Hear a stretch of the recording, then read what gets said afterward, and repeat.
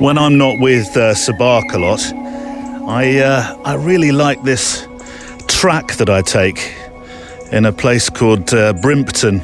It's not a long path, so it's not really a long dog walk path, but it's a pretty good one for making these photo walk shows because I'm not usually interrupted by a lot of people. Last week, funnily enough though, I think I was recording the extra mile here, and I was bimbling along, chatting away into my microphone, and there following me he must have been there for at least a minute or two, was a cyclist.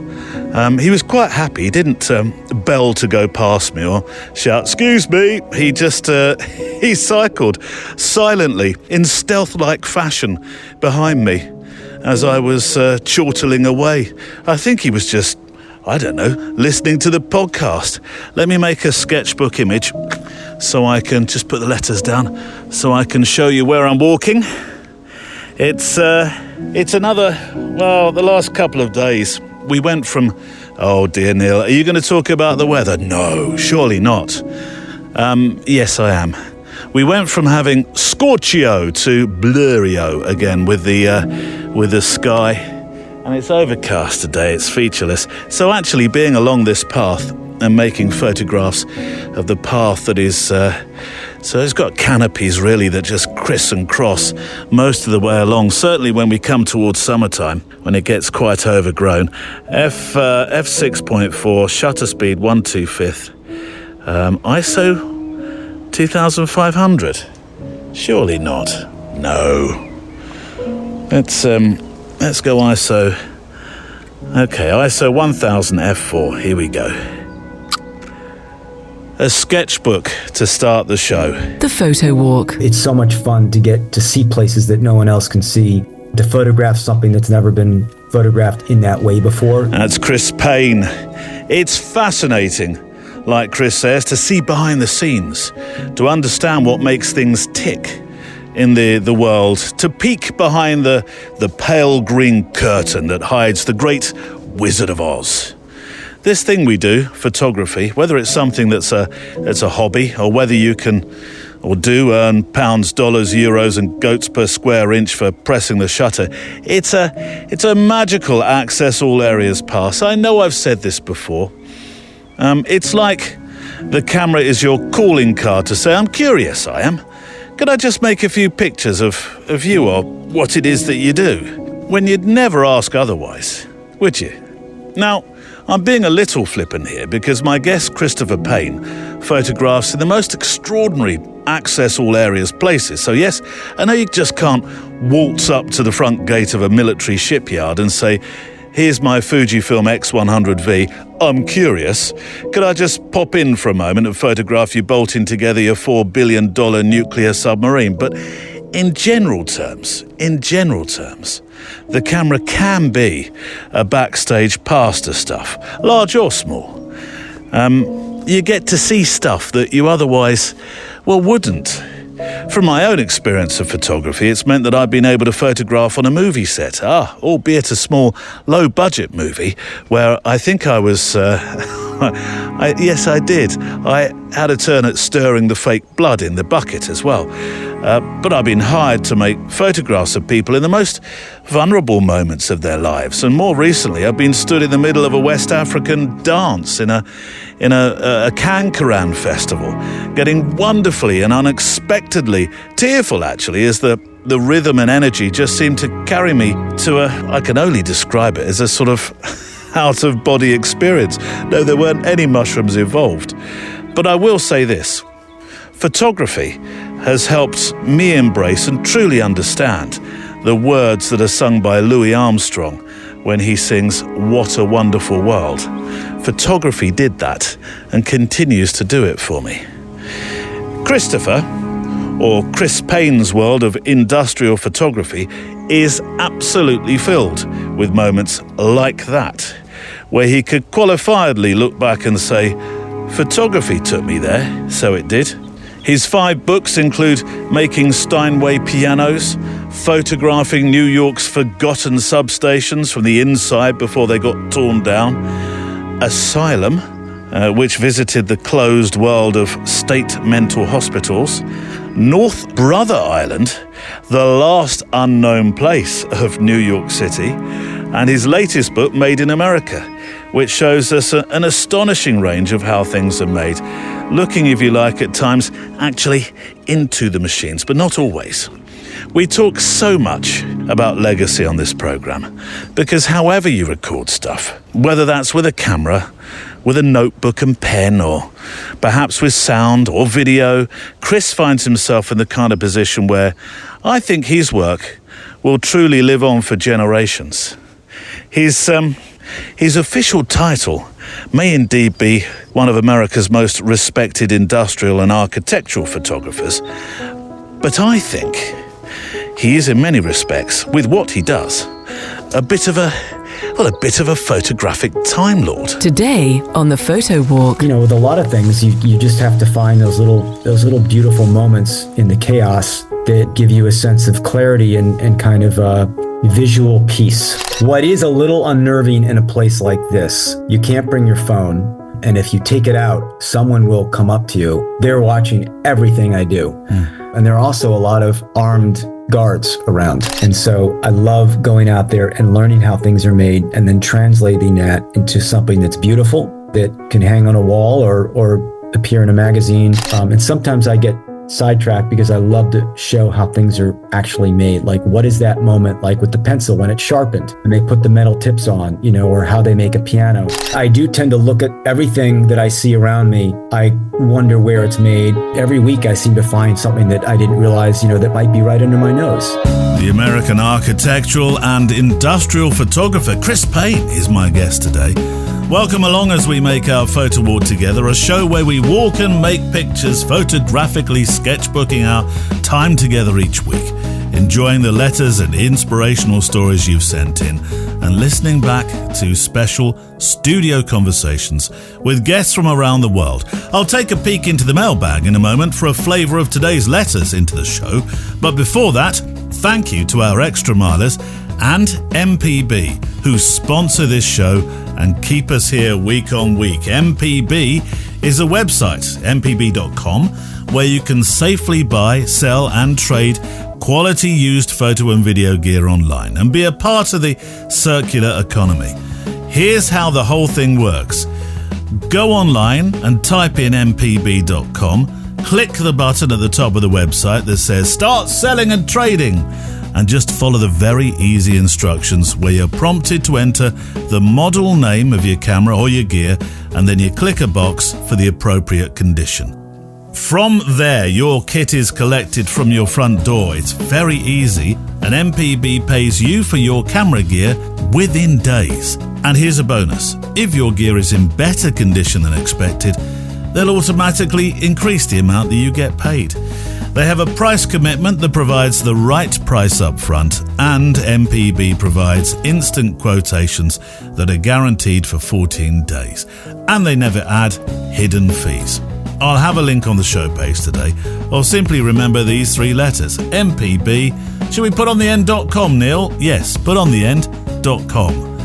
On the show today then, Steve Reeves has a story about meeting and then photographing a stranger who then goes on to, well, frankly, change his life. And I think it would be fair to say his outlook on life. Jeremy Durham on What We Do. And Neil Ford, yes, that Neil Ford, who is mentioned at the end of the show every week for his unnerving patience that he has for my technical ineptitude. Neil is pondering the question, why should I post? Michael Mixon is coming out of a creative lull and has some words of quiet genius, I think, when it comes to why we make pictures. Plus, last call at the bar for those joining in with this month's assignment. Right, shall we walk? Out with the checklists. Coffee, check. Walking shoes, check. SD cards or a spare roll of film, check. Well, you seem organised. Let's walk. There's there it is. I wonder if I can get closer. There's a bird that's got a call that is just completely unfamiliar to me. There it was, again. I lifted the recording in post-prod. Note to self, make sure you lift recording. in post-prod. But that's the sound of the bird. What is that? I'm definitely getting closer to it. Go quietly. No, it's gone. It spied me. What's that? Andrew Hardacre is my... he's not paid for this privilege, but he's my... There we go. He's my resident bird expert. Come on, Andrew. That's the sound. I think I've... Oh, no. It's now doing a slightly different one. I shall not do that again. Please don't mimic me. Thank you for walking with me, finding some escape and peace away from the noise of this world. And you are a part of this, with your pictures, your letters, your postcards and thoughts. And we're going to start with a good friend of the show, Steve Reeves. You might recognise his name, yes. And so you should, because he appeared last year in episode 368 as a guest, when he shared the stories of the extraordinary, ordinary people that he meets near his home in London to make portraits of them in still images, and also he interviews them and makes written stories about them. I suppose the golden portrait opportunities are everywhere, and he proves that with the projects. I'll link to his projects page on the show page today. These are close but chance encounters, which is why the episode when I interviewed him, and it was over a year ago now, the episode Steve appeared in, we called it Close Encounters of the Photographic Kind, because he does get... Steve is one of those characters, one of those people in life that I think if he came up to you and said, could I make a portrait of you? He'd instantly be trustworthy. Sort of plays into today's PS later on, actually, much, much later on. He's the sort of person that you'd say, yeah, go on. And then you'd share your entire life story with him. And in Steve's photo stories, there's people like Hassam, who he saw in the front garden of his Victorian terrace in Willesden, in northwest London, with a handful of breadcrumbs surrounded by pigeons. Or Len, who Steve photographed outside a Chinese takeaway by the looks of it, another happenstance meeting. They got talking, and we end up with a fabulous story and a portrait. Len is 73, writes Steve, and back in the day he worked as a bouncer. He worked at the Castle Pub in Tooting when it was a music venue. Sinatra's in Croydon, which is now closed down, and the Hammersmith Palais, very famous.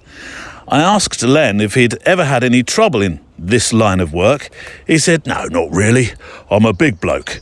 And whether they were mods, rockers, punks or skinheads, at the end of the day, they're all just teeny boppers. I'd say to them, you've had too much to drink. You need to leave. Now, I'm not sure whether Len spoke like that, but looking at the photograph Steve made, that's my interpretation of what I think he may have sounded like. Friendly looking bloke, though. I'll leave a link on the show page, as I say, to Steve's website, and I thoroughly recommend you go and take a look. Now, this letter was from Steve was actually destined for the photo assignments page, of which Steve also has been an assignment setter for the monthly challenge exactly a year ago. It was May 2023. This month's assignment is called Flight, but we'll come back to that later on. So the letter actually is going to appear in two places. Its rightful and intended home on this month's photo assignment page for May 2024, but also here. I really wanted to read it as the first letter today because it plays very well with today's theme. It highlights this incredible opportunity we have to make photo stories of people on our doorstep and record history. Hi Neil, says Steve. I'm so glad that I found your show. Well, actually, your show found me. I'd never heard of it until you asked me to chat with you on an episode a year ago, and I've been listening ever since. I'm a terribly restless person, and listening to you and your guests as I walk Stan, my dog, has become a kind of therapy for me. I might have to get the sofa of flattery out here and hide behind it.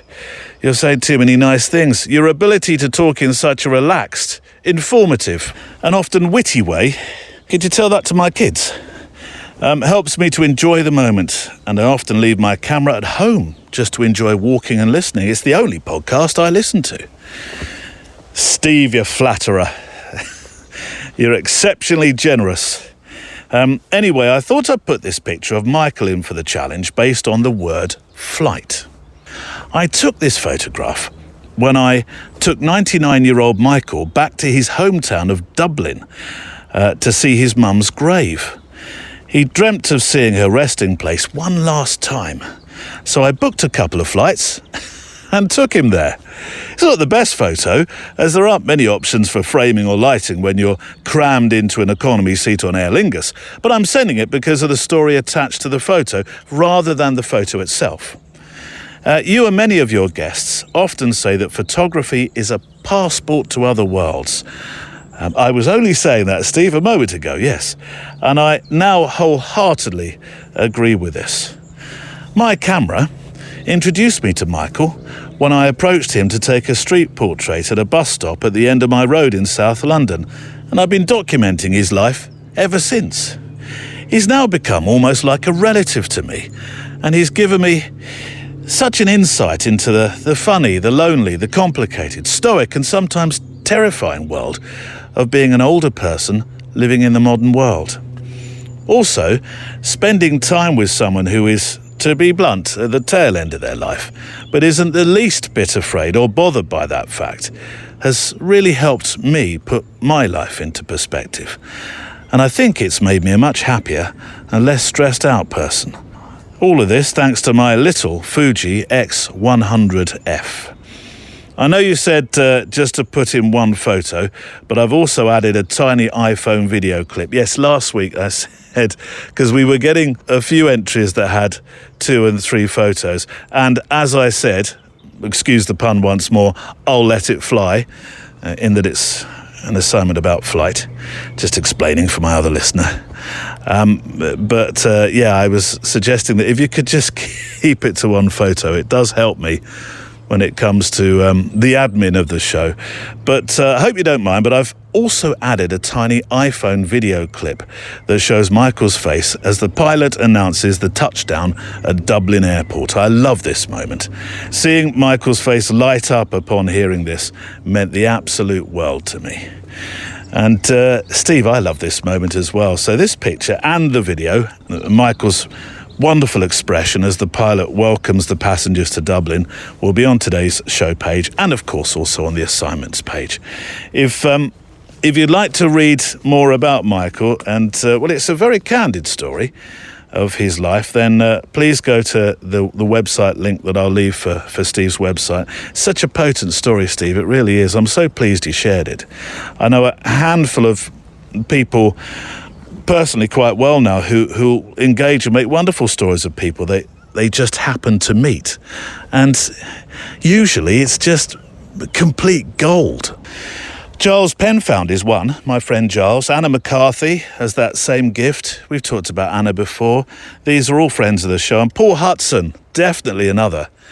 I'll never forget, Paul came on our photo retreat to the Isle of Wight, and he approached. We were out one day making some, I think we'd just been to a proper greasy spoon cafe, actually, which yielded some fantastic photos of its own. But we were out and Paul approached a funeral director and pallbearers outside a church we were passing where a service was going on. It was celebrating the life of a local biker. Now, he didn't go up bombastically asking to make pictures, because it wasn't really that sort of moment. But the men he was chatting to were very happy to tell some stories. And then they posed for a portrait, all of them. I think they were, I'm going to put the picture on the show page, but there were 4 or 5, or at least I'll link to it. I'm sure there were 4 or 5 of them. It just felt right at that moment for Paul, I know, and the photograph was a cracking portrait. When Paul got back from the retreat, this is a fantastic part of the story. When Paul got back from the retreat, the wife of the man that they'd just laid to rest saw by chance this portrait of the pallbearers on Paul's Instagram and asked for the picture herself as a print. See, you never know where our photographic stories will take us, and I'll pop that link to Paul's Insta post on the show page. Steve, by the way, Steve Reeves, will appear on The Extra Mile today, our extra programme on our Patreon channel, and he talks about Michael. I thought this was such a wonderful story, such a really personal story. I thought, come on, let's have a chat just about that particular photo story, making pictures of strangers. And I'll tell you what, he says, thinking out loud, note to self to do this at the end of the show. I'll play a slightly longer excerpt of what's going to be on The Extra Mile today. I'll play it for you toward the tail end of the show, because I think it's a very, very, very special friendship that Steve has made with somebody that, he just initially said, can I take your picture?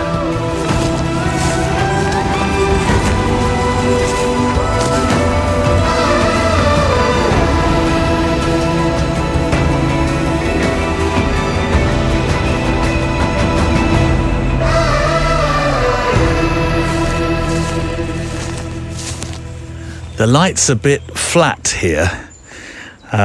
It's not doing a lot. It's not exciting light, but there is still there's still a bit of shape to this magnificent tree in front of me. Is that an oak?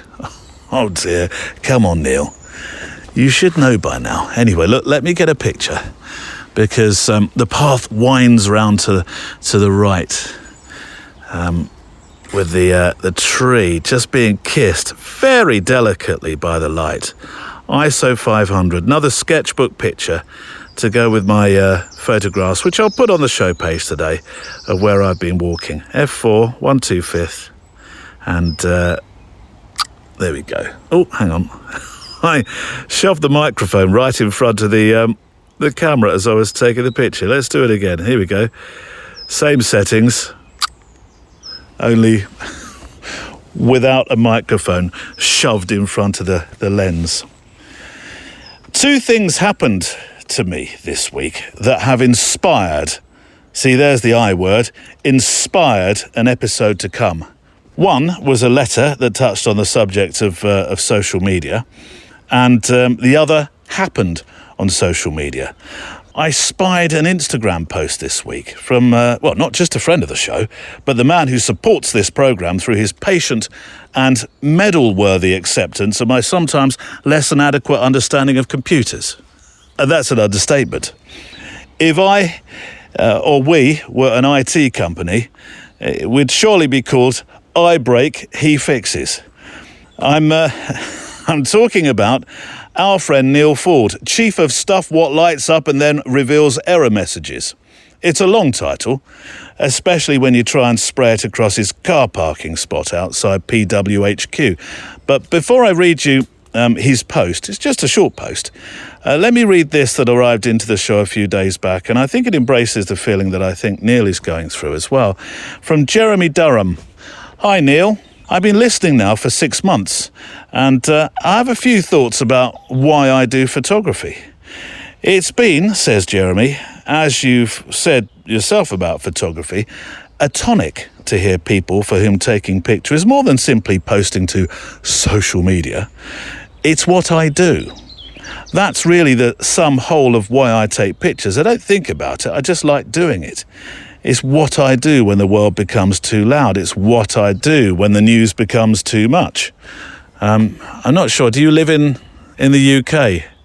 Because the news might become a bit too much over the next month. I suspect we're going to need a bit of quiet. We're going to need to sometimes, you and I, those that live in the UK, I think we're going to need a bit of a retreat together in this podcast, aren't we?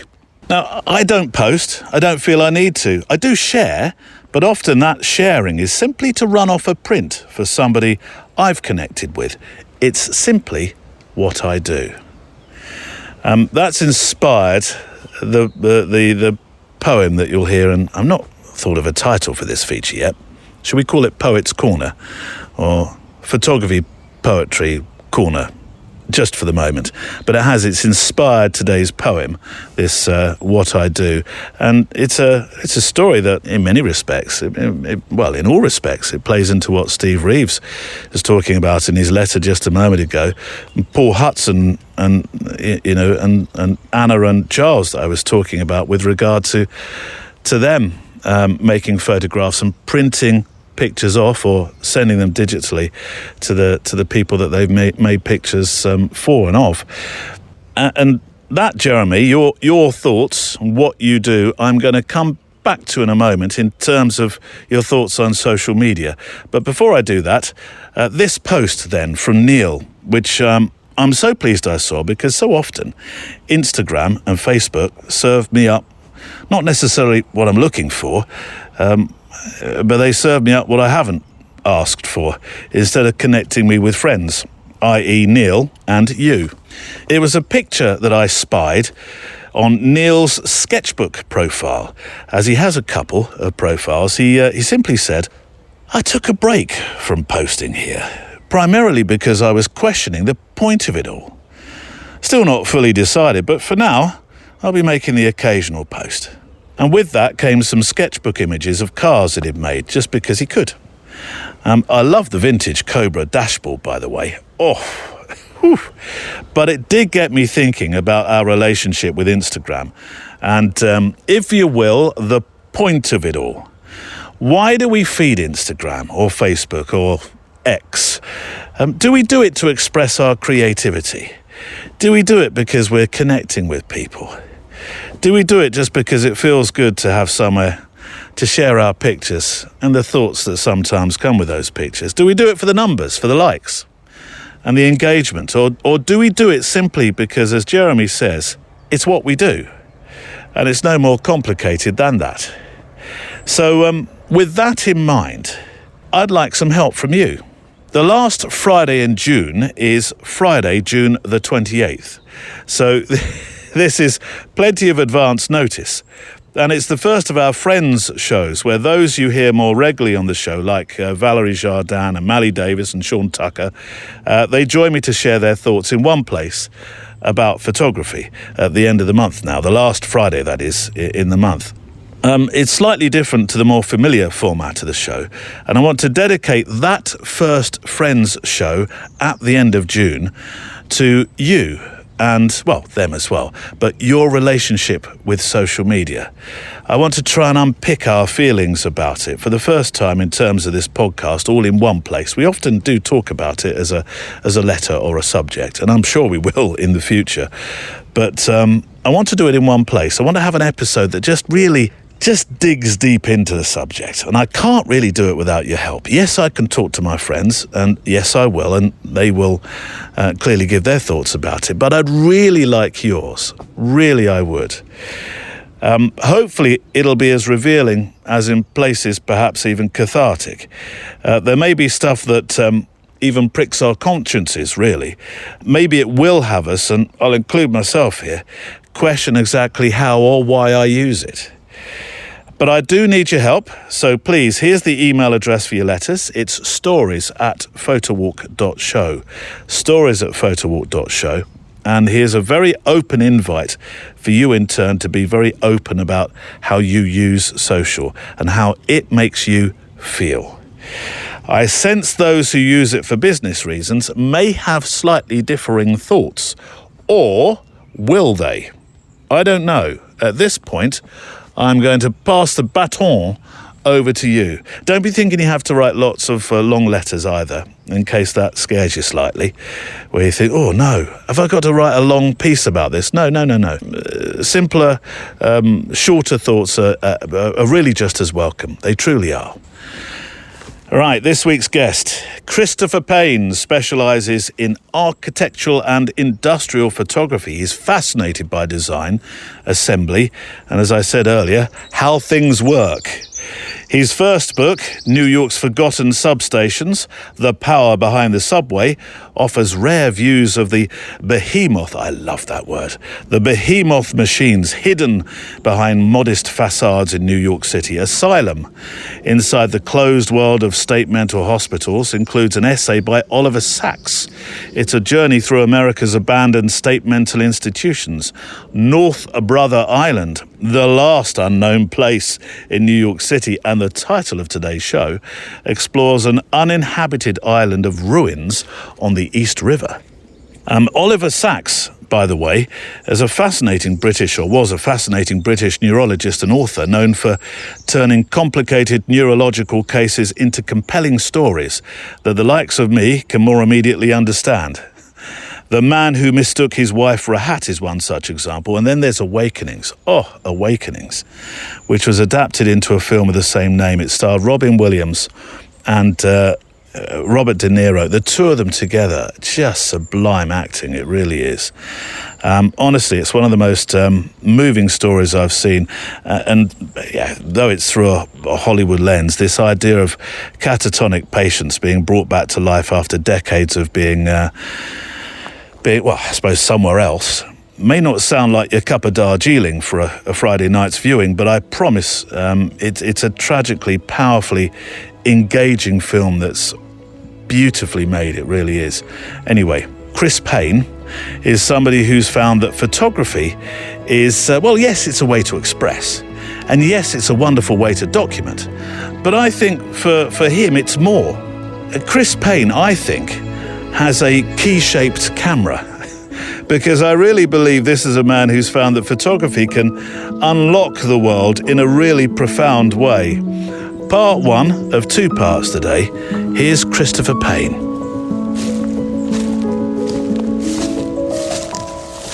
Christopher, I'm fascinated, truly I am, by how people choose their paths in life. Now, I know you trained as an architect, but that move into industrial photography, for the sake of our conversation, although we'll talk about the architectural photography as well, is certainly niche. And I wonder if there was a moment in your life where you thought, I know what I need to do. I need to photograph manufacturing and industry. I need to show what and who built and builds this country. Whether there was a moment of epiphany like that. That was a long process, and the switch from architecture to photography was a real struggle for me, because I felt like I had been invested all this time in an architectural career. Yeah. Then I was being pulled. My gut, my personal interests were pulling me in this other direction, which was related, but it was a different career for which I wasn't trained. There were some epiphany moments. I've always liked exploring abandoned places, industrial places, locations that you're not allowed into. And when I was growing up, I would explore abandoned subway tunnels and abandoned subway stations in Boston. This is long before the internet, when you really had to do a bit of sleuthing to find these places out. And then when I was in college, after college, I worked for this incredible agency called the Historic American Engineering Record, which is an agency within the National Park Service here in the States that is entrusted with documenting the country's historic and significant industrial landmarks. And so all of a sudden one summer, I was getting paid to go out and live in places and be among grain elevators and bridges in small towns and power plants, places I would never visit, and do these amazing drawings. And I thought, that's pretty cool. But the real switch to photography came, that seed was planted when I was working on my first book back in New York City after grad school. And being a disillusioned architectural grad, I yearned for something that I could call my own, something like a project I'd had in grad school, or something that I had when I worked for this National Park Service agency, the Historic American Engineering Record, where you'd have you'd get a summer to document a place and create beautiful drawings. They'd bring in a photographer to make amazing photographs, and a historian would write the history, the story of that place. And so it was this kind of complete little package. Like something that you work on in school, like a thesis project. And being this disillusioned grad student, I needed something to call my own in New York City. And I found that in these abandoned substations, which used to power the subway system. Yeah. Immediately, I was drawn to those because it reminded me of my days back in Boston, exploring the subways. And I had a photographer lined up for this project, and he backed out. And I said, well, I guess I'll just have to teach myself photography. And I'd been around it on those jobs with the Park Service. I'd seen these guys work, and I said, well, I can do that. And I would lock myself inside these abandoned substations for days at a time, and those buildings were my laboratory to learn how to become a photographer. but I was still, working as an architect at the time. And that book turned into another book, and which turned into, another project. And all along the way, I was still sort of considering myself an architect. But then when there was the financial crisis in 2008, my architecture firm closed, and I needed to finish my book on psychiatric institutions, which we're going to come to. Yeah. And I said, you know what? I should just make the jump. And this was a real leap of faith in many respects. It was. I didn't really have a choice. I realized that my passion was still architecture, but trading my pen for a camera. Yeah. To me, a picture is just like an architectural drawing. It's a 3-dimensional space represented on a 2-dimensional surface, and both have to convey beauty and information. Access seems to be everything. I mean, as you've demonstrated already, and later on in the conversation we're having, we'll talk about access to some of the other places you go to these days to make your photographs, and that includes being allowed in to photograph the construction of nuclear submarines. I mean, if access is everything, I think people were saying to you, how did you get in here? I get that question a lot. Some places are easy. Some of the smaller, older factories I visit, which might be family run, are easy. I make a call. I talk to the owner. They say, come on out anytime. Other places, there was a project I did on the pencil factory in Jersey City, which is not far. And it took 5 years to win the trust, because originally I pitched the project as, I went to them and I said, this is going to make a great story. We'll call it the last pencil factory in the country. And no company wants to be portrayed as a dinosaur. So they didn't feel comfortable, but then I showed them, a lot of times you get initially rebuffed, but then you go back later on when you're more experienced, then you show them other work that's similar. And in that case, I went back and I showed the plant manager a book I did on Steinway, the Steinway piano factory. Yeah. And he said, you know what? This company needs something like this. We need this kind of photography. We need this kind of publicity. And then they said yes. With it's funny you mentioned the nuclear submarines, because that shipyard, it's a landmark one sees driving from New York to Boston on the highway. You see it on the river. Yeah. You can't miss it. I've seen it. Yeah. Seen it. Yes. It's General Dynamics, and it's been there forever. I knew that I would never get in going through the front door. No. So in my business, I always play the long game.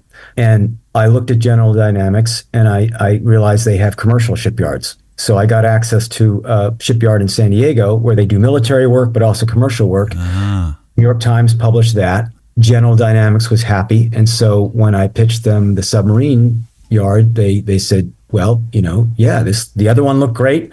Let's do it here. But I will say that in a place like that, 95% of what you see cannot be photographed. I think you're certainly not allowed to go to the stern, are you?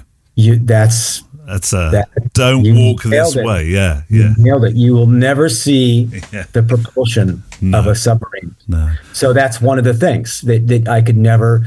Really, basically, the best looking features of those vessels could not be photographed. You're always sort of looking at a giant black cylinder. I was taken by the normality of the process as well. There's one particular photograph of this huge submarine. I mean, they're huge, they're massive, they're gigantic. I don't think unless you're standing in front of one and you've had that privilege, you probably ever really comprehend how large they are.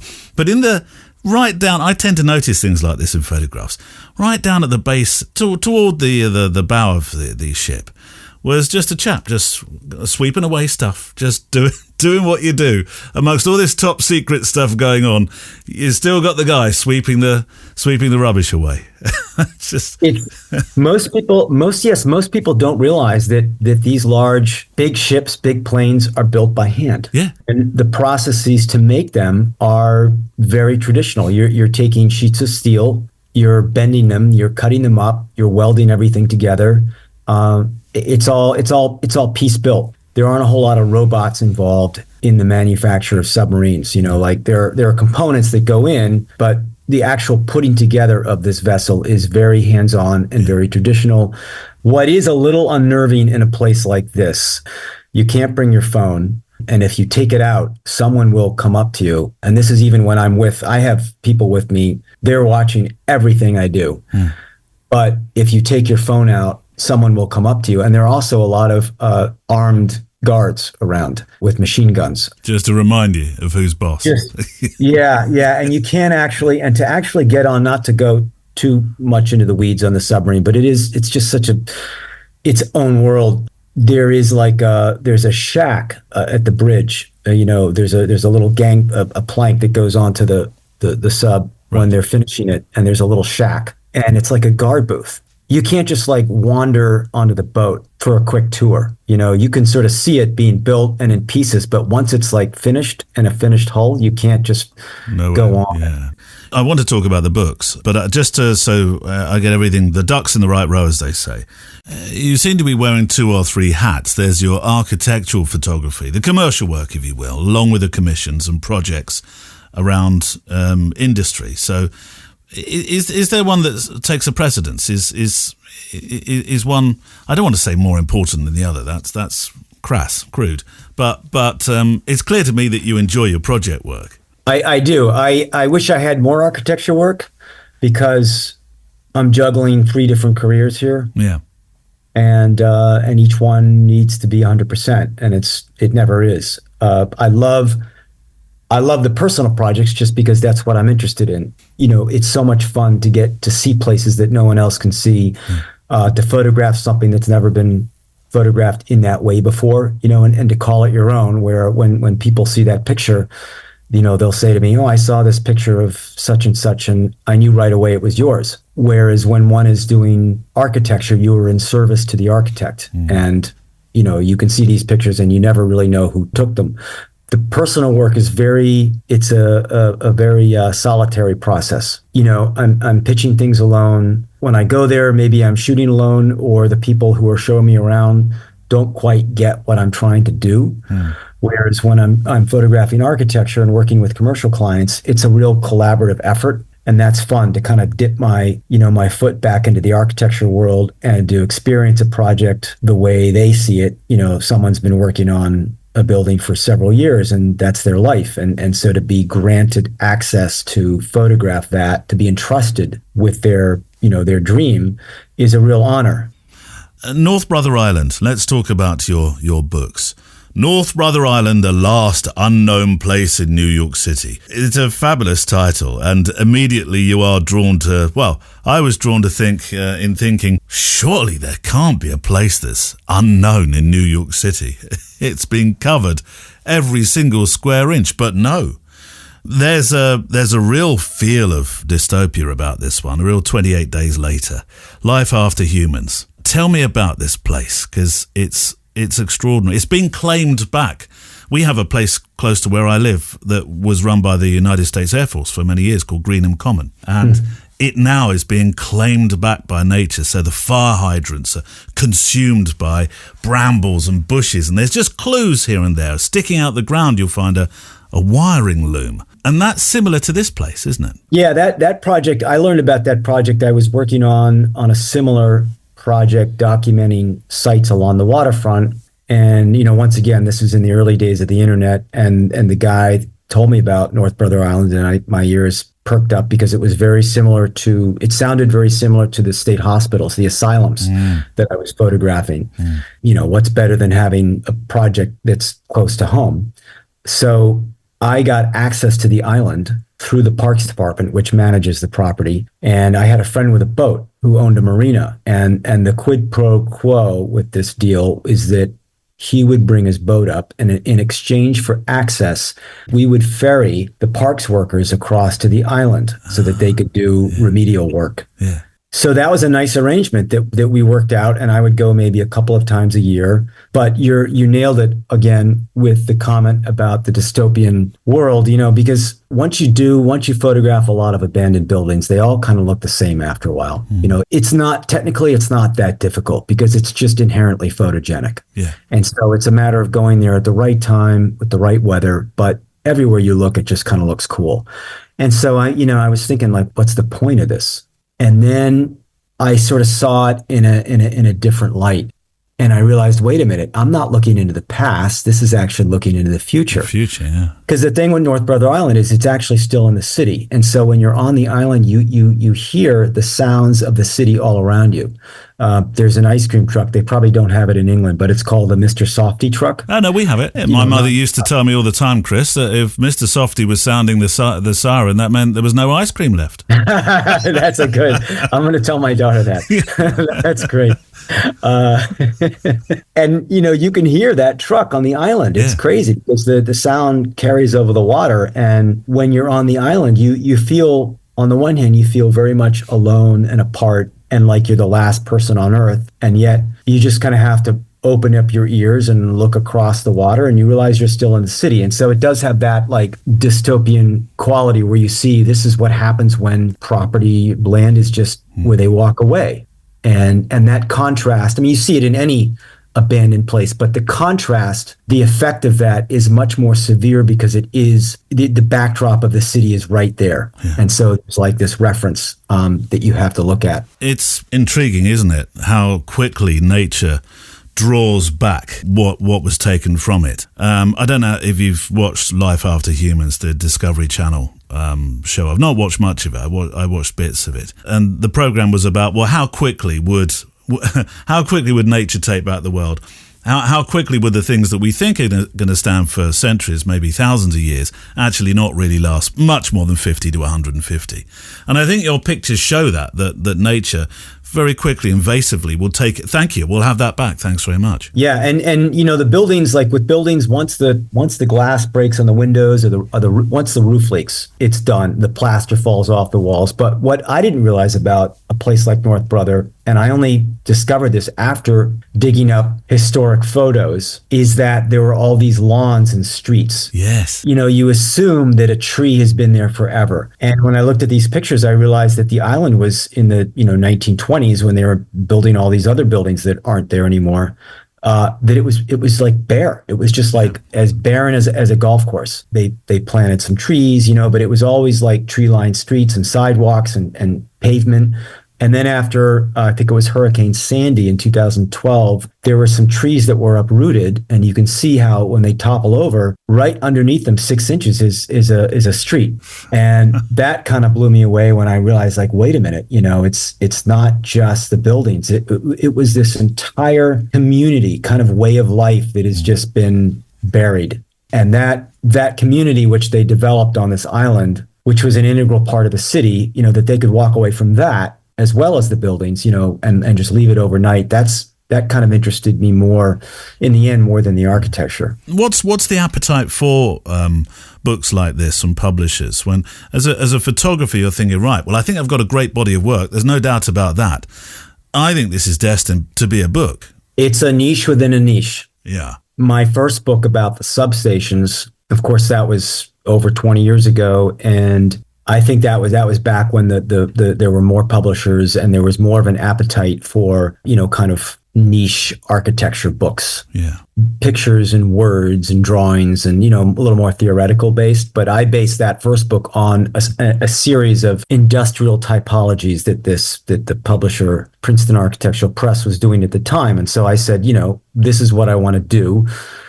And it's going to be the same size as the others. So the editor knew exactly the cost and the dimensions. And then I got her involved. I showed her what I was photographing, and then she was hooked. Yeah. The other one, the Asylum book that I did, we had trouble finding a publisher until we got the renowned writer and neurologist Oliver Sacks on board to write an introduction. Mm. And what he wrote was not some fluff. I mean, he had a personal vested interest in the work, and he wanted to do it, and that helped.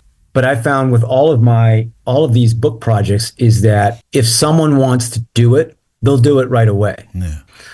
But you have to care, you have to think about the audience. What else is the publisher doing? What's the market for this? I knew that a book like Made in America, especially now with, the election coming up and the loss of manufacturing playing such a huge role in kind of where we are now, that it's, it's an important story. I'd like to return to Asylum, the book, and quote a little of the foreword. We tend to think of mental hospitals as snake pits, you wrote, places of nightmarish squalor and abuse. And this is how they're being portrayed in books and film. Few Americans, however, realized these institutions were once monuments of civic pride, built with noble intentions by leading architects and physicians. Your project, called Asylum, is extraordinary in scale, because you visited not one, not two, not a dozen, but 70 institutions in 30 states. It took 6 years to do, and you approached it in what I think is an empathic and sympathetic style. You went in to investigate architectural work that went into these buildings and places, and try to give an idea of life within the walls, not the over-imaginative musings of a YouTube urbexer. That's correct, yeah. And I wouldn't have been able to get into these 70 hospitals, and now the number is even higher over the years because I still go back to some of them, if I had not allayed the fears of the state hospital administrations that, granted me access, because they didn't need bad publicity. And so my pitch was always, what's really interesting about these places is how they function as self-contained communities. There's farming aspects and workshops. And even though in the later years, they used the patients kind of as for their patient labor, they were still there was a sense of community. And everyone I've talked to spoke about that, who had worked there during those times. And I received, many emails from people, even former patients, relatives of patients, that just sort of thanking me for painting a more complete picture, and just documenting it. But it's something that remains very, very close to my heart. But I don't think it would have held my interest had I not scratched beneath the surface. You managed to photograph, as you say, life inside these places, showing them as not so much micro communities, large communities, some of them. I was fascinated by the hairdresser's room in one of them. It was as if they'd just left the day before. Fashion posters on the wall. I think there was hair produce still on the side. What does that feel like when you're in these places? Because you mentioned that on North Island, it almost felt like it was still part of the city because you could hear the sounds. Now you're seeing everything. There's just not people in it, though. I mean, I know some of it's more derelict than other places, but not all of it is. No. The thing with North Brother Island is that it was in pretty tough shape. If you see pictures from that project, those buildings had been left to the elements since 1963. Yeah. And there wasn't much to work with. You really had to go digging to find something, to even find out how that building was used or who the last occupants were. With the hospitals, because I was able to enter them legally, which is what you want. You want someone who's been there for 40 years, who has all the keys and says to you, this is where you want to go. This is the abandoned building. We haven't used this for years. And a lot of places, a lot of hospitals would have a building in use, in partial use, but then they'd have a floor or a wing that wasn't.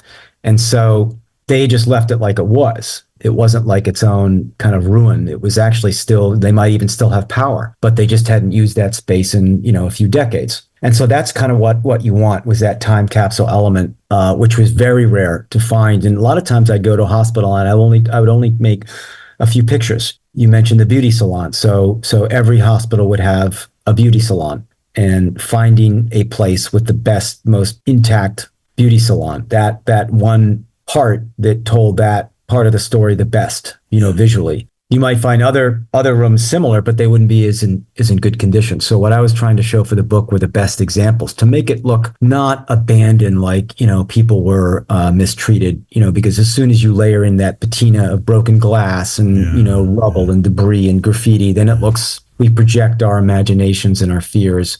But if you see something kind of, well kept, as if they just turned off the lights, then it tells a more accurate story. Well, how did former patients of these hospitals react to your project? Was it an uncomfortable revisit for some? Were they pleased even to see it? What were their feelings? I think thankful. Thank you for doing this. Yeah. Because most of these buildings, these institutions have been demolished. Yeah. And you don't often see them being renovated, rehabilitated for patient use. I think, and sure in Britain too, this period of deinstitutionalization where you took all these people who should be hospitalized, and then they put them on the streets in the name, saving money.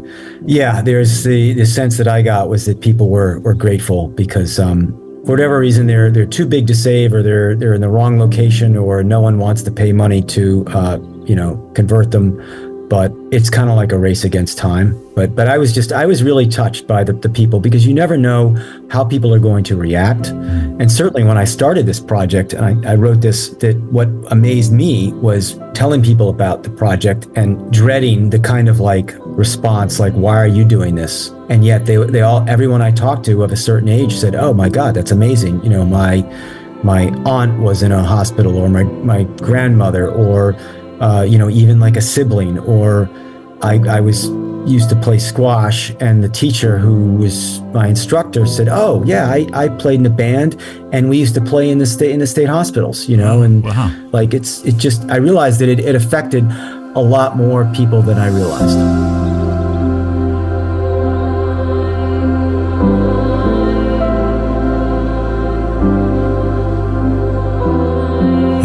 Quiet moments, I find my muse, my lens in hand, my walking shoes. Light and shadow dance in view. Each click I make, it's what I do. It's what I do, this quiet craft, to hold the moments that rush past. My photographs, they weave, they bind, the fragments of my wandering mind. Each image whispers, real and true, a tale of life. It's what I do, in every frame, a part of me, a glimpse of what is meant to be. If you have a poem, an ode, as I said last week, a villanelle, Neil, what's that? Oh, you should look that up. A haiku, perhaps, that embraces your love of walking or photography, or both, you can send it in, please, to stories@photowalk.show, stories@photowalk.show. I'm going to try and keep them shortish if we possibly can, but think about photography, think about walking, think about the way it makes you feel, in essence, and send that in.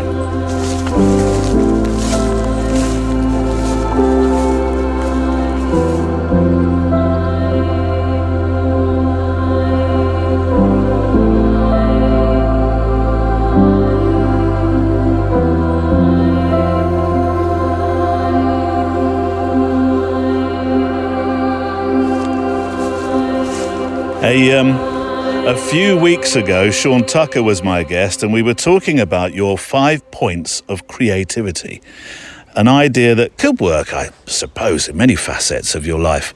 Although, for the purpose of our show, it was the 5 points of creativity. And I asked you to draw a star, and on each point of that star, place a word that describes how you work or think or act creatively. It was an exercise that was all about contemplating how or why you do what you do when it comes to creating or making your work. And since Sean had written a book called The Meaning of the Making, I thought he was the perfect guest to pick through the idea of the 5 points that I proposed. They were my 5 points, actually. I must get Sean's. I will get Sean's, because I think that would be fascinating as well. My own words were, or are, because they can change, but I think they're still the same at the moment. Originality, being you. Flexibility, because you have to move with ideas, I think, when you're a creative. Well, I do anyway. Frequency, which is all about turning up and making the work, even on the days you might not necessarily feel like you want to, which isn't always necessary, because there are plenty of letters that we've read out where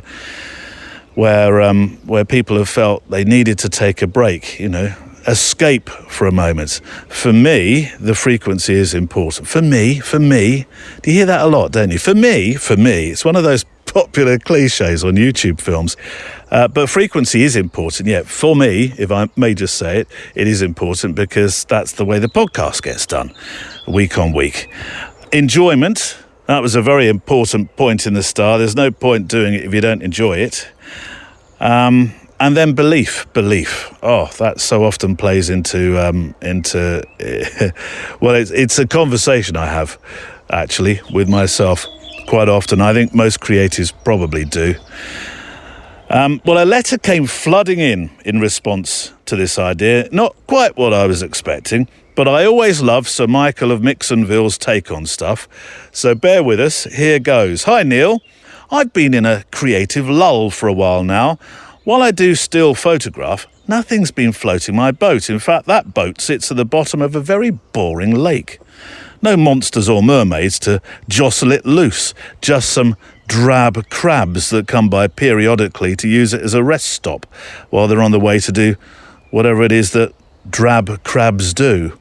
So this 5-pointed star represents some of the things that have been able to and will again lead that boat back up to the surface, I hope.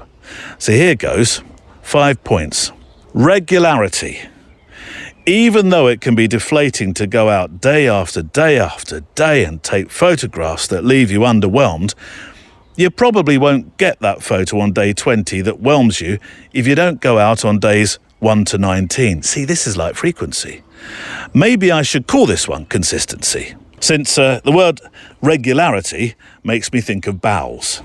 Then again, happy bowels are often as important as lightweight gear when going out for a day of shooting. A heavy, crampy DSLR gut has killed inspiration for me on more than one occasion.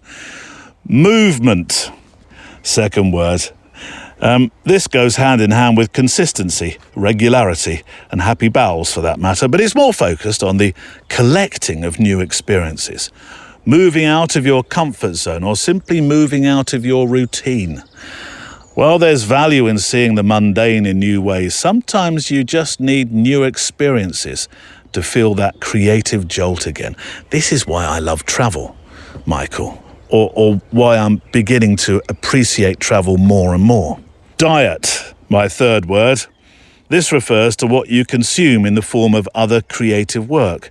Sorry for yet another Swiftian reference to digestion, but it's the best single-word description I can think of for what Sean Tucker talks about in his book The Meaning in the Making, without once using the word bowel. He's far more evolved than I. What I mean is paying attention to what you inhale. Now, I like this part of the letter. I really do. What I mean is paying attention to what you inhale, because that will directly impact what you're able to exhale in the form of creative output. So for me, that means staying out of the junk food aisle of the internet. Oh, despite how disproportionately large and inviting that aisle is, and seeking out the more nourishing work of people attempting to say something far more meaningful. Engagement, the fourth one. Get out of my own head and allow myself to be guided by directionless curiosity. Look longer, walk slower, and listen to the sounds the world is making when I quiet my own voice. And then expectations. Goals and metrics certainly have their place, but they can also cripple and censor, which is the last thing I need when I'm struggling to feel creative. So sometimes it's okay not to have expectations at all. Or if you must have some, set them low and then crush them. Sometimes a successful day is when you've achieved the photographic equivalent of managing to put on pants. And speaking of pants, or lack thereof, attached is a photograph I took of the patron saint of oatmeal somewhere in France. No reason, just because. I'll get to the patron saint picture in a moment, but can I just say, perfect. Have I sent you a flask yet? Because these are flask-worthy thoughts. Particularly like staying out of the junk food aisle of the internet. And sometimes it's okay not to have expectations at all. Or if I must have some, set them low and then crush them. It reminds me, and this came from listening to Tim Ferriss, who wrote The 4-Day Working Week. Was it The 4-Day Working Week? I'm pretty sure it was. He said, plan to do less than you can. Plan to do less than you can. Inspired. Which I take to mean, stop building mountains all the time. Because I think I'm rather good at doing that. I'm particularly good at building mountains. And then finding out I need a small team of at least 1,000 to see these ideas through. Anyway, the patron saint of oatmeal. I actually went to look up who that might be. I did, yes. Thinking that it might actually be a real saint who looks after people who've had, I don't know, bad nutritional breakfasts, only to realise that this is a picture of a statue on the side of a church so badly weathered it looks a little bit like oatmeal, or a lot like oatmeal. Obviously, I'm deeply embarrassed by that. I would have been completely the right fodder back in the day for any of P.T. Barnum's shows. I will put that picture on the show page so you can laugh at me. Michael Mixon, I love your entertaining letters, I really do. So thank you very much. And even with oatmeal, I'm happy to be your fool guy anytime.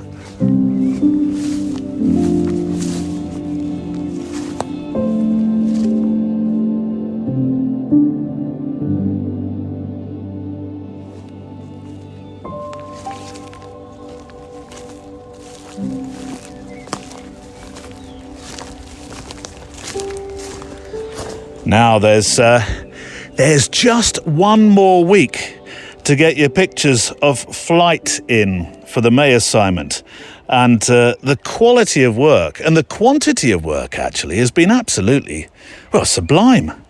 Ideas that stretch outside what you may consider a more traditional interpretation of Flight 2, which was exactly what Simon Blakesley, who is the aviation photographer, I'll link to his work on the show page, I'm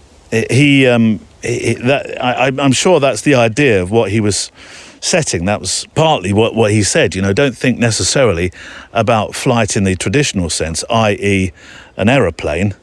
Although the aircraft pictures, and we had some, and we continue to have amazing photographs of flight. Oh, there's some incredible pictures in terms of the aircraft. But there's also some fabulous bird images, the natural world images. There really are. David Higton's picture of the humble bumblebee, try saying that quickly a few times, is absolutely fantastic. It really is. You may have seen it. I've also put it on the Photo Walk Instagram grid that we have. And then there are some slightly more left field interpretations of the word flight. So that's this month's assignment. Think about the word flight. Get your pictures in to stories@photowalk.show. Stories@photowalk.show. Now, the assignment is one thing that we've been asking you to make pictures for, but also over the last couple of weeks, 2 weeks is all we've been doing this for, we've reintroduced an idea that we did quite some time ago, where I would stop in the middle of a walk and count from 3 to 1, 3, 2, 1, and then invite you to take a picture and show me where you are in the world at that point where I ask you to make a picture whilst you're listening to the podcast. And we've been getting some cracking pictures in. We really have. So thank you so much for sending them in. It's only it's just a small feature between you and I, but I'm really thrilled to see where you are. I honestly am. And so I'm now putting them on the show page. I've created a sort of carousel which seems to work, which also shows a sentence or two if you have some thoughts about where you've made the picture as well. So thank you so much for sending them in. And I feel that we should do another one. So I will put these letters down. Here we go. Down there. And I will make a picture of where I am. Now, this picture is going to be very similar to all the other pictures that I've made as I'm walking along this path. But that doesn't matter. So, grab your camera or your smartphone and prepare to take a picture of where you are right now as you're listening to this show. I don't mind if you're out on a walk or you're commuting or whatever you're doing, the household chores, the washing up, the whatever.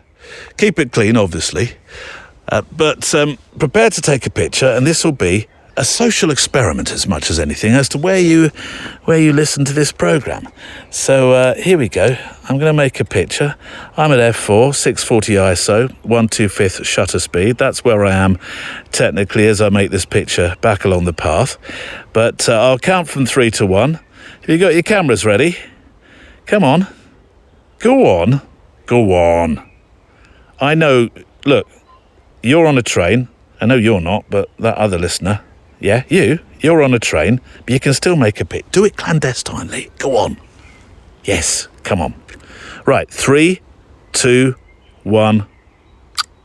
There we go. If you, let's pick the letters up. If you can send it in, please do to stories@photowalk.show. Stories@photowalk.show. Please don't put borders around it or them. Don't watermark them because that doesn't really fit into the carousel very well. But send them in with your name and they'll go on the page for next week. And if you go to the show page for today, you'll see the photographs that were made last week when we did the same thing. Now, at the end of today's show, I want to play you a few moments of our interview on the Extra Mile, which has in the last 24 hours had me think profoundly differently about how photography does make a difference to our lives. Not only does it introduce us to people, but it forms friendships, life friendships, where we put the camera down and find a connection we were otherwise really not expecting. I mentioned this earlier when I read Steve Reeves' letter, and that's. I'd like to play you a bit more of the interview than I usually do as a teaser toward the end of the show. So, Steve Reeves, part of that interview, I'm going to play to you in a short while. Right now, though, let's hear part 2 of today's conversation with my guest, Christopher Payne. Made in America is the latest book, isn't it? You're very lucky, I think, in that you get to enjoy lots of, oh, that's how it happens, or that's how they do it moments. I've heard you mention that before, like the machine that sharpens the pencils before they get boxed up. But at the same time, one thing you've found, which is music to my ears, is that there's still, and you mentioned this with a submarine, there's still a lot of hand-making going on. You know, the world, craftspeople still craft. Not everything is driven by cogs and computers. And you found this, haven't you, within the making of this latest book? Yes, there's a lot out there that's made by hand. There's a lot of factories that do things that make things at a certain scale. They do all kind of look the same. If you stand back from them far enough, inside a big space, the equipment that houses the equipment kind of looks the same. Yeah. The way a CNC machine looks the same. Certain processes are just very, they're automated and they're not that visually interesting. But sometimes when you get to big things like ships and planes and cars, there's people involved. And whether they're actually doing the work or monitoring the equipment or, just checking things, there's nothing I've never walked into a place and it's been, empty and just full of robots and conveyor belts. No. There's people all around. And certainly for very unique things like submarines, those are made by people. The challenge is really, for me, is finding moments that are unique to that place and process. And so like with the submarines, I was allowed to take pictures of welders who were making things that looked very generic. And so the challenge of that project was finding something that looked like a submarine. Yeah. And so the more proprietary you get in the process and the product, the harder it is to zero in on the really beautiful stuff that might interest, reader, because they usually get shunted to something that's more generic and visually generic and less, just less interesting. I'm glad you mentioned the word proprietary. How guarded are companies and industries, notwithstanding, obviously, the military, for obvious reasons? For instance, I was photographing many years back in a pharmaceutical company, and part of the process that I was photographing, I was next to what felt like a massive washing machine drum with thousands, possibly hundreds of thousands of pills just floating around inside. Very similar, actually, a bit like your Jelly Belly pictures that you made for the commission. Except these were everything from drugs for pain to, I think, some sort of, in some cases, cancer treatments. So I was allowed to photograph that, but no way was I allowed anywhere near the chemical coating process. And I just wonder if, I expect you have come up against this, that proprietary methods are something of a no-go area, which makes your picture making sometimes quite difficult. It does, especially when you see something that's just beautiful. With the submarines, I look at something and my jaw just drops, because I know that would make the perfect print for a museum, but I know they're not even going to tell me what it is. No. Certainly, the more high tech something is, the more antsy they get. And a lot of times you might make a picture only to find out later that you can't use it because people with you are not the IP lawyers who review it later, and everyone wants to cover their ass. So it's easier for someone to say no than yes. There's a picture in my book of a turbine, a rotor, these rotors for a turbine, thing that spins. Beautiful picture, which I was very happy with. But the first one didn't make it into the book. And it's from a different GE factory. But when I got home, I shared it with them and they looked at it and they said, whatever, there was something on it that they didn't want to be seen. Right. Even though pictures like that do exist online already, there was something about my shot that made them feel uncomfortable. My solution was just to find a different GE factory and to photograph another rotor. That one ended up being, I think, a better picture. But yeah, that IP, and it extends not only from high tech stuff, but to things like food. So when I was photographing the peeps, the marshmallows. Oh yes, I've heard about this story. Yeah. The little chicks. There's a process that they've come up with which deposits the marshmallow on a conveyor belt in one swoop, and you get the whole curve. It gives you like 2 or 3 curves that create. I looked at your picture and I thought, how do they do that? What's the machine? So that's proprietary. Yeah. But the thing is, it happens so quickly, and it's not visible really, and it's not even photogenic. And so it's really photogenic is seeing the peeps on the conveyor as these white blobs before they've got the yellow coating. You don't need to, you understand that it gets squirted out. And one thing I've learned in the editorial work where you've got to go in and you've got to get these hero shots that tell a bigger story is that you don't have to explain everything for the reader. You can have a beautiful image stand in for information. It's like with a movie or, you don't need to spell it out for the viewer. And sometimes I get sidetracked because I love to show how things are actually made. Like, what is that moment like with the pencil when it's sharpened and they put the metal tips on, or how they make a piano. How much can we break down a process and have that object still be recognizable? But with with a lot of things, you just have to find those little beautiful moments in the chaos that give you a sense of clarity and kind of visual peace. Where your eyes are entertained, but they're not overwhelmed. How important are the people in the pictures as well? Because seeing the naked peeps, as I called them, as they came out, and the marshmallow, all those are beautiful shots, and there's something that's very alluring about patterns in pictures. But there's people behind these pictures as well. We've already mentioned the craftspeople. It depends on if I need the person for scale to show how big something is. Or like the submarine, I suppose. Yeah. Or if that person is doing something which is unique to that process, or if they possess a skill or a talent which is hard earned. I love finding just beautiful objects, and like the peeps, or just seeing them all on that conveyor. It's an army of these things. Yeah. And I don't want to see a person in them because it really is completely automated. Other times, I find this cool stuff, and it could be a machine or some process, and it's cool to me, but I realize without a person, it doesn't make any sense. It's just kind of this like object. But as soon as you put a person in there working, then someone can relate to it. They can put themselves in that position. And if the person has a good look or is wearing something cool, or they might even just have a great tattoo, but to find someone who's at one with their work, who is immersed in their work, or who might even be like inside a machine working. Yeah. It's, as I like to see it, my favorite situation is when I find a backdrop, and that could be a giant machine, or I'm thinking of a bus, a public bus, which is a frame of the bus that is like a trellis. Yeah. And upon that, I can let the action unfold organically, where I bring in people to do their work, and I can see them climbing around on something or inside something. And I've got that architectural backdrop that I like, the formal composition that I want, whether it's a circle or a rectangle or diagonals, but it's that is inherently pleasing and fills the frame nicely. And then within that stage set is a person doing their work. I've lit everything carefully, and so they're lit up like an actor on a stage.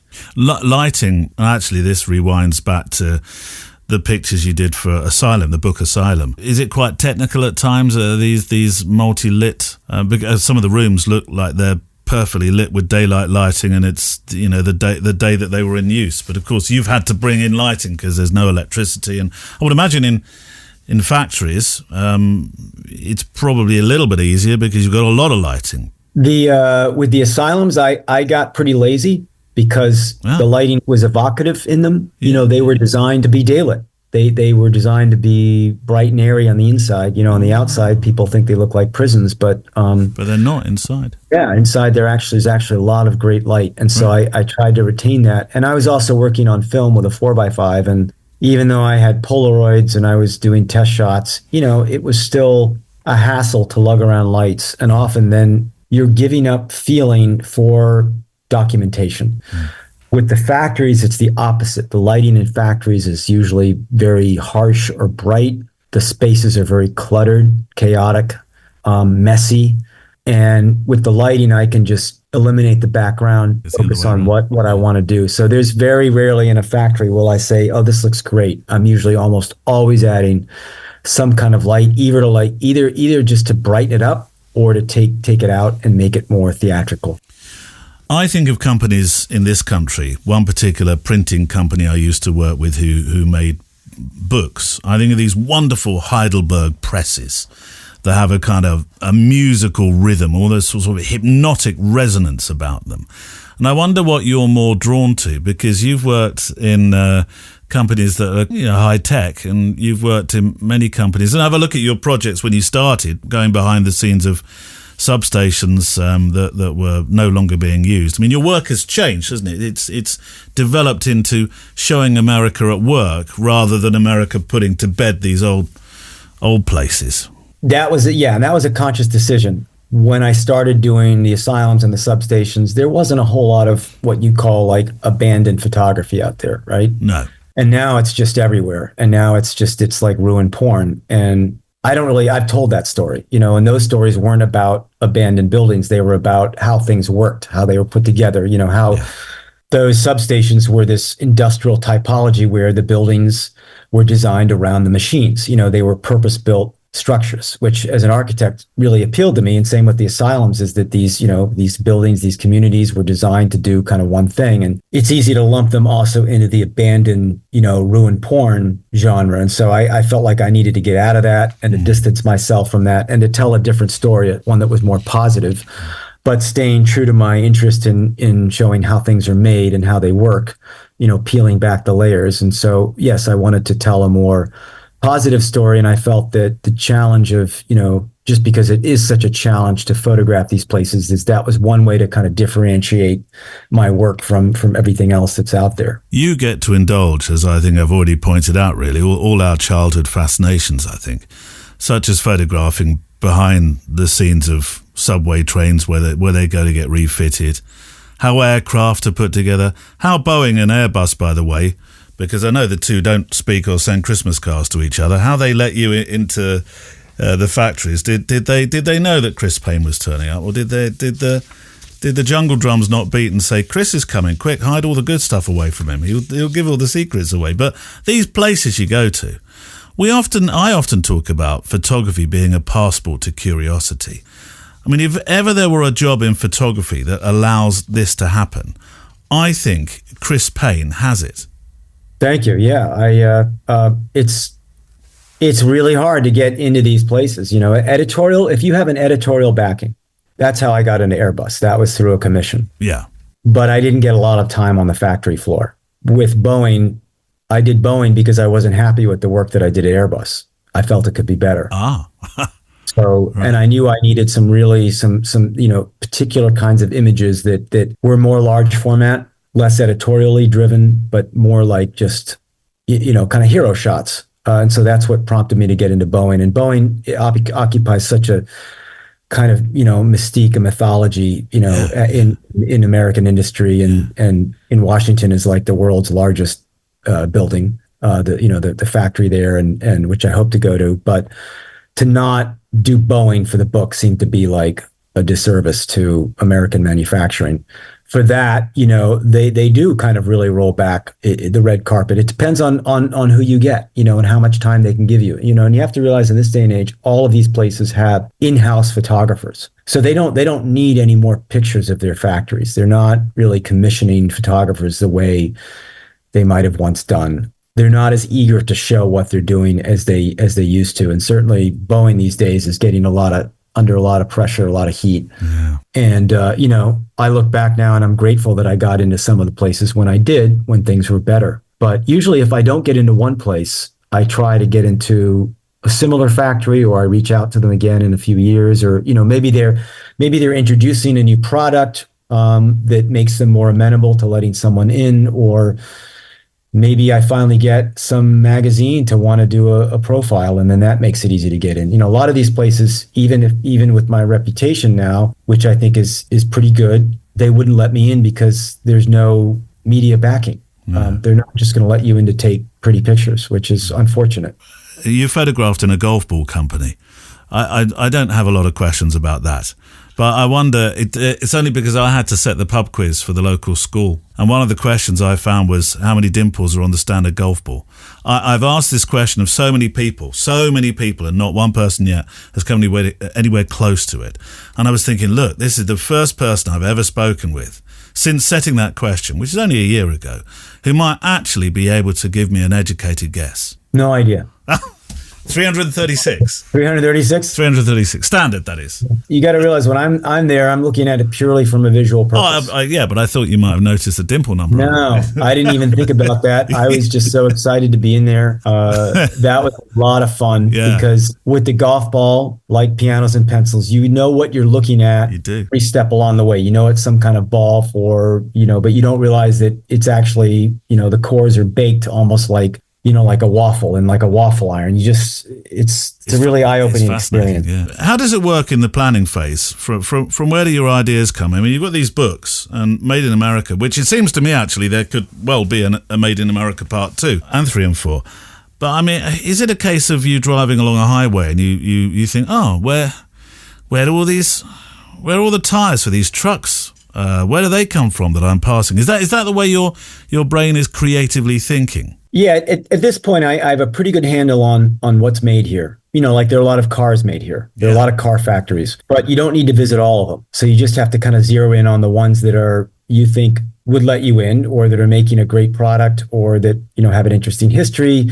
But I do tend to look at everything that I see around me. I wonder where it's made. I know I have a good idea of what's made here in this country, what's not. But I'm amazed every week I seem to find something that I didn't realize, that might be right under my nose. That it's like, geez, here it is right in the city that they make this thing. And at this point, I'm also looking for processes that are unique, that are different from other things that I've photographed. You mentioned tires. That's a great question because people think of the cars and a car factory, but tires also have to be made in a tire factory. And so I found this book. This book is recommended me not too long ago. Beautiful book, which you might know of, and the photographer is Chris Killip. Called Pirelli Works. Yeah, where he photographed a Pirelli factory in England. It's a wonderful book, and it's not really so much about the tires as it is about the people who make them. But that got me thinking about tire factories here in this country, and so I have one picked out in mind. I don't know when I can go to it, but it's something that's it's on the to-do list.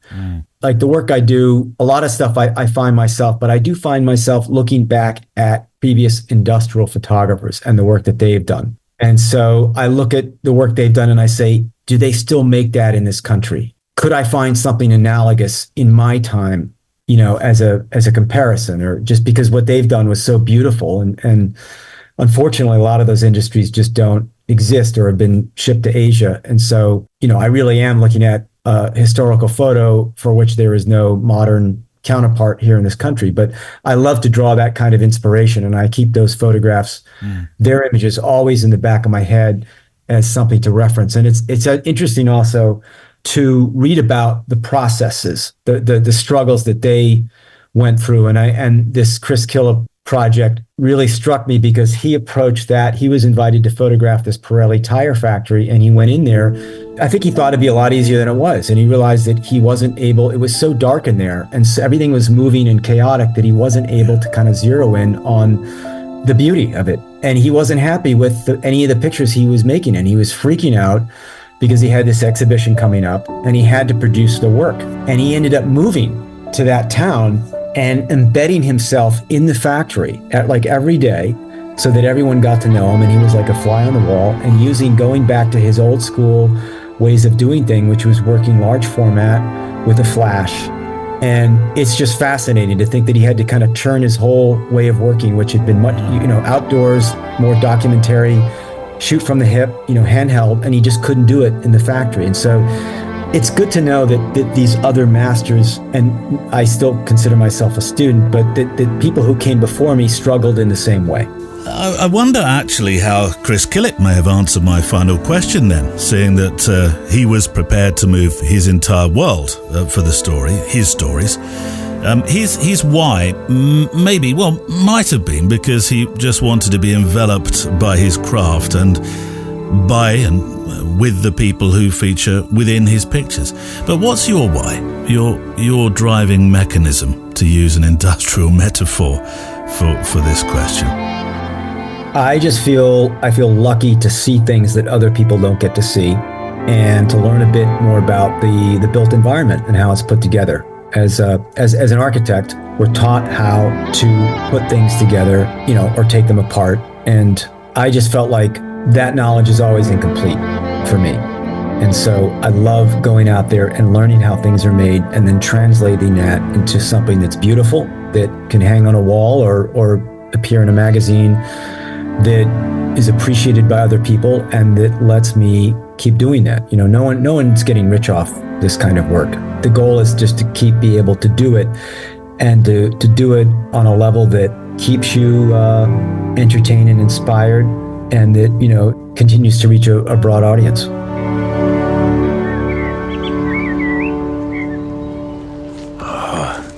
The bird song along this path today is wonderful. It really is. My sincere thanks to Christopher Payne for his time on the show this week. It's what he does. I mean, as I say, he has a sort of a key-shaped camera. He really does. Did I say camera-shaped key earlier on? Key-shaped camera? Yeah, I'm not sure. I may have said it the wrong way round. I'm sure at the time you probably thought, you're daft, old thing. You mean it the other way around. Anyway, that's it for today. If you can't wait until next Friday and want to walk a little bit further together, then the Extra Mile edition 434 is waiting for you. Now, the Extra Mile is part of our private Patreon channel, which is supported by a wonderful community I call Extra Milers. Each week there's an extra show. You go the extra mile for me, so I go the extra mile for you and do an additional show for you. It's really quite different to it's not different and different all at the same time. We still go for a walk. That's the point of the programme. And often I'm talking to extra milers. They become the stars of the programme, which I really enjoy. Chris returns, as it happens, to talk about a man he met when making an architectural photograph. But also, as I said before, Steve Reeves returns. He's on the Extra Mile talking about this man called Michael. And I'd like to play you, as I promised, a slightly longer excerpt right now of what's going to be on the Extra Mile today. On this week's Extra Mile. You've written a lot about Michael. How did you meet him? That's a good place to start. I was out on my bike and I was cycling home, and he was at the bus stop at the end of my road. And he lives 200 yards from me. He lives it's like flats for older people or people. There's some Ukrainians living in there. There's a whole mixture of people living in these flats, and he's one of the people that live in the flats. And I just saw him at the bus stop, took his picture, and I always try to give people a copy of the picture. So I said, "Where do you live?" And he pointed. Said, "I live over there." So a couple of days later, I went around with this photo I took of him at the bus stop with his trolley, and got to realise what an awful, lonely, terrible existence this guy was having. And it was, he was just on his own. We'd just kind of come out of COVID. He was nearly blind. He was in pretty squalid conditions. And it kind of got to the sort of, I thought, well, I'll go back. I'll get him some food.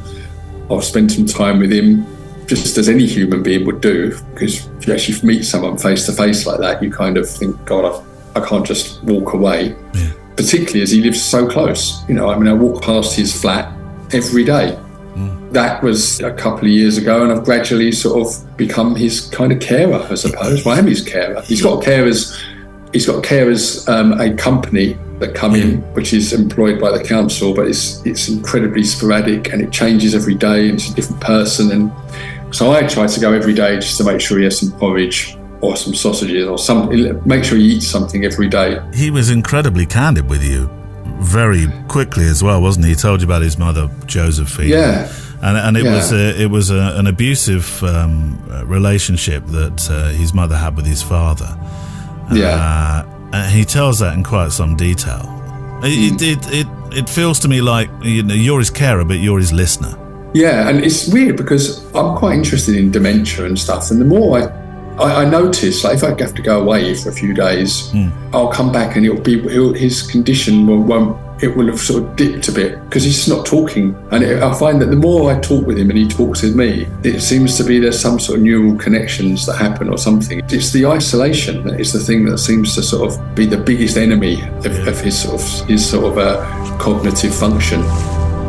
Steve Reeves, who is on the extra mile today. I worked really hard to make these extra mile shows. I know you do, Neil. You don't have to boast about it. I don't think I am. Now, what I mean by that is I really want them to be an additional show that you can listen to during the week. Some people listen, they binge, like I do on Netflix. They binge all at once and do the episodes all in one day.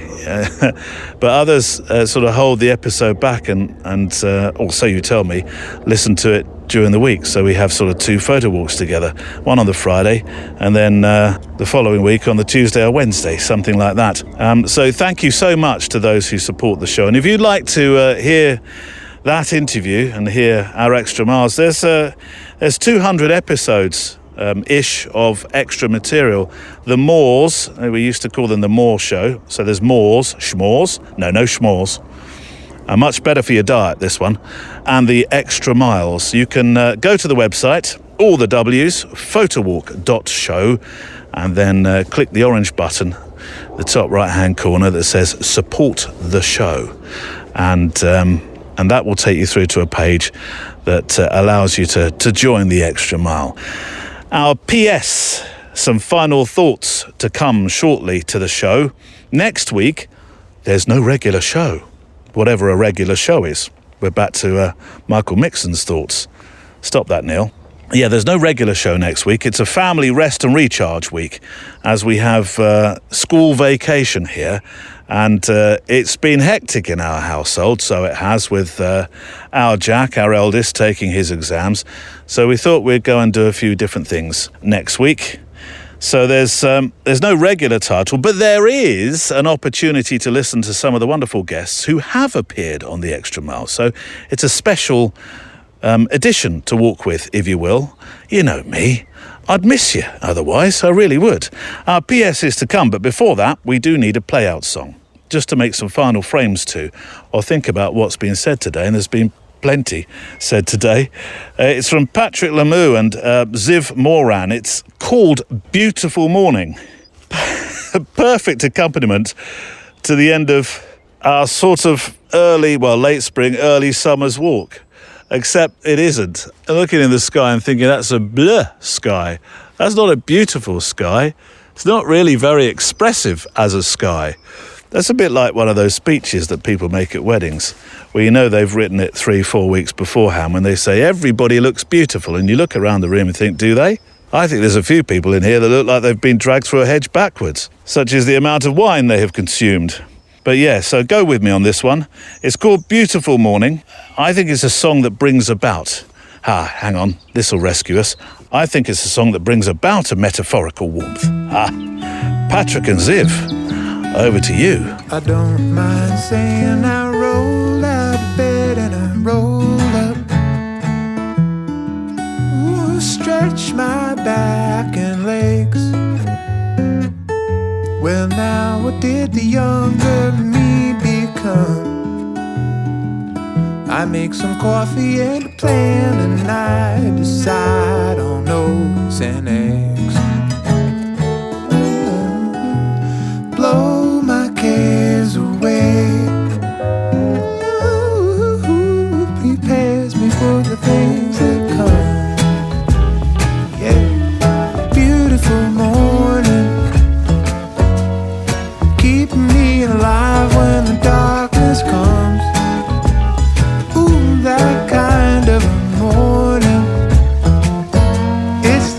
natural feeling that you'll make it through.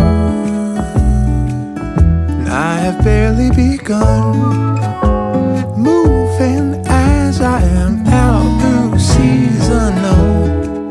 Don't break no promises, sing in a key that your body believes. Ooh, I'm making my way out of the city. I need more time in the garden. Beautiful morning, keep me alive when the darkness comes. Ooh, that kind of morning. It's the natural feeling that you make it through.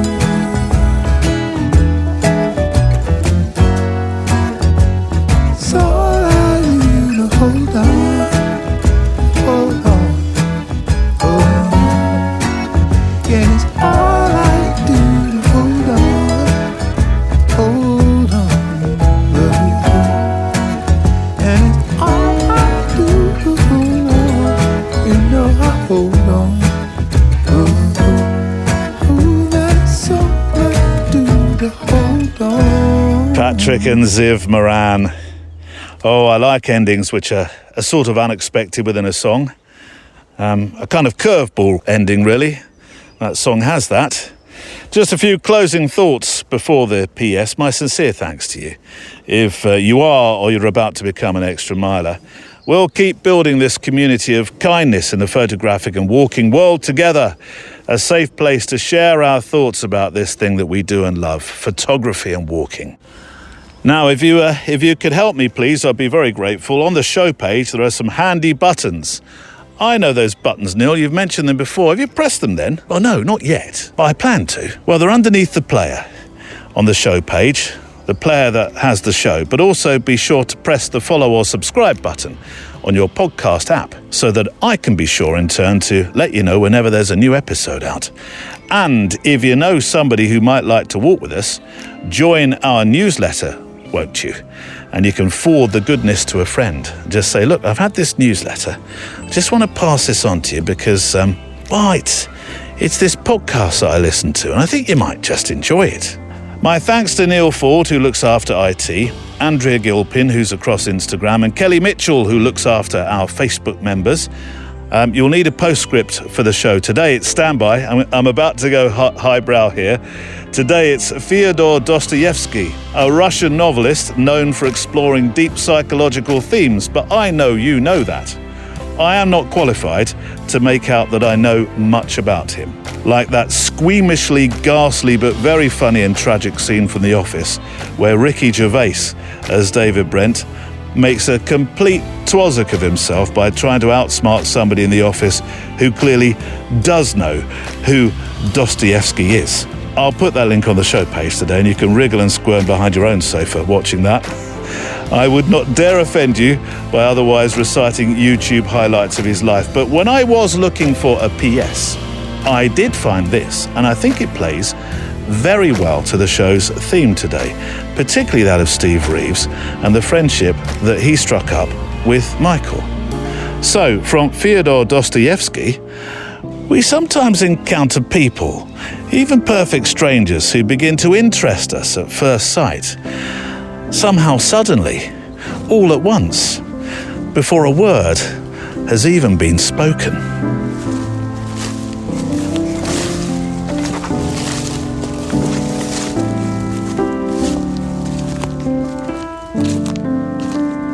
The Photo Walk is a Loading Zone production.